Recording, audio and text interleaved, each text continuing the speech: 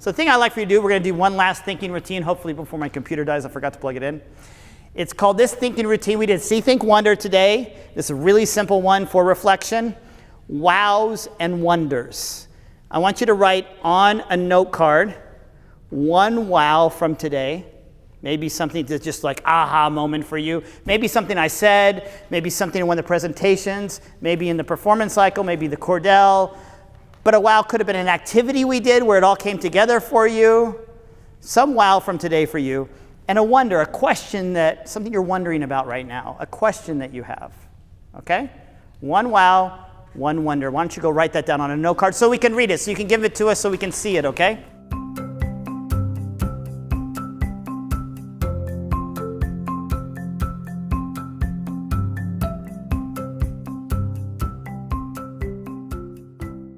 Okay, everybody. So, let's all get in a big circle where we can all see each other. So, wows and wonders. Who wants to share a wow or a wonder? Something that was wow for you today or a wonder that you were, yeah. I have a wonder.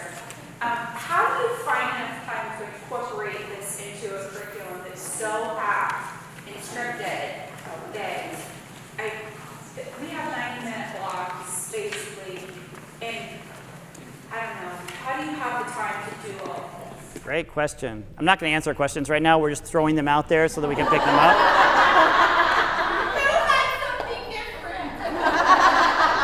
But that's a really good question. We're putting the questions out there. That's probably one that a lot of people have, so it's a great question.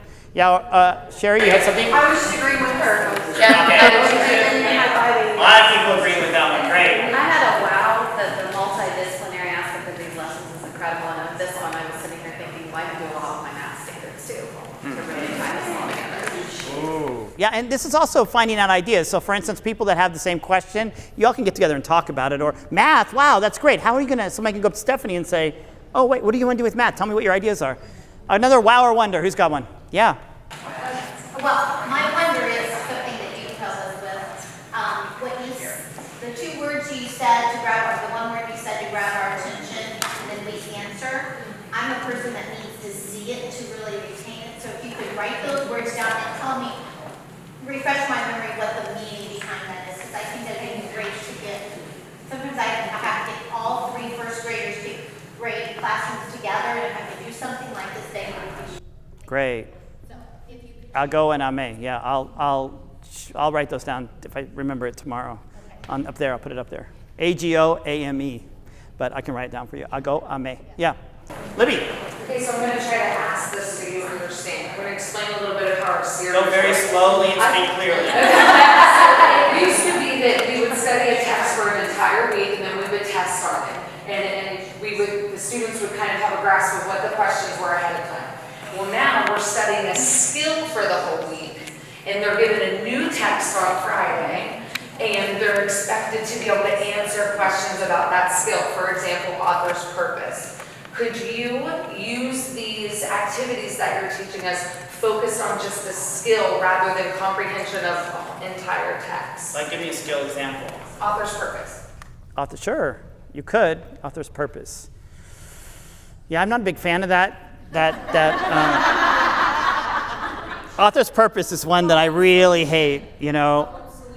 I know. Well, let me talk about author's purpose. The reason I don't like author's purpose is because a lot of the questions are, what does the author have in mind? And on a standardized test, it's one of the worst questions you can ask a kid because we never know. Even authors have said, Madeleine L'Engle, she won a Caldecott medal, and she said in her speech for A Wrinkle in Time that she hates that question because It's open to interpretation. because she's like, I don't know my purpose behind writing the book. How in the world would someone else know it, right? So there's no way to know what an author, and I'm a writer. So I know there's no way, I don't know why I'm writing a book. There are many different reasons why you write a book, right? Author's purpose, because they want to be rich. I don't know what the reason the author wrote the book is. Stephen King, why does he write his next book, right? So that's why dividing it into those small, I mean, you're probably forced to do it, but I know that dividing those small skill sets is really problematic for me. But yes, you can do it. So in other words, so I would take author's purpose to big idea. I would say, what's the big idea behind the book, right? So then that gives you something to really grasp onto.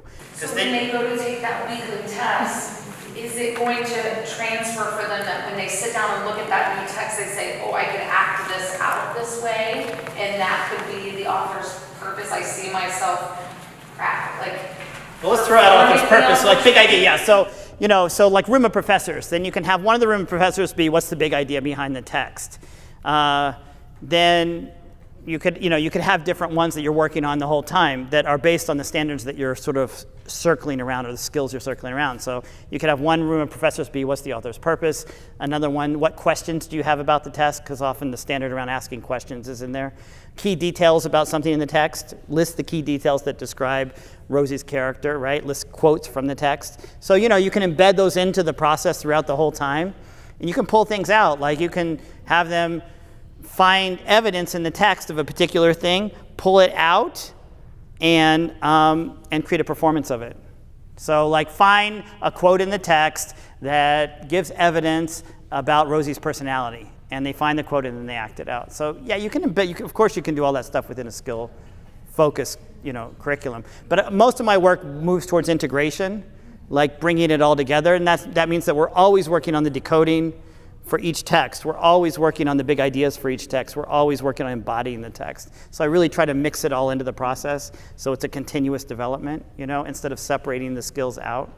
Even literacy strategies, we know that there are several literacy strategies, and I'll bring them in, choosing importance, asking questions, fix-up strategies. But I often sort of embed them into the overall process. So it's sort of fluid and flowing. I'm sorry you have to give a test every week around a text, though. That's hard. I don't like that either, that where you give kids, you drop a text on a kid that they have no prior knowledge of and say, especially first and second graders. Yeah, you should just tell whoever's doing that to stop, march in the streets, protest. It's terrible for literacy development, and it's terrible for measuring literacy development. Both levels, it doesn't work. And it's being done all around the country for some bizarre reason. Good question. I wasn't supposed to answer the question. Okay, yeah, what's the? You said that you only worry about getting A's in school and not worried about learning. That's how our students are. That's how our students' parents are. How do we change that mindset? How do we improve education in the United States? Yeah, no, that's a great question, yeah. Other questions and wows? Wows and wonders? I have a wow. For the call and response of the text and before the students even see it, along with everything else that we discussed earlier, that's a great way to grab their attention. Besides just, oh look, here's the cover of the book. What do you think is going to happen in the book? Here's the title. So this way it grabs their attention and they're excited to read it and they want to read it. That's great. That's great. And even with the cover, you can do the See, Think, Wonder stuff. It's really a fun way to do the cover stuff's good.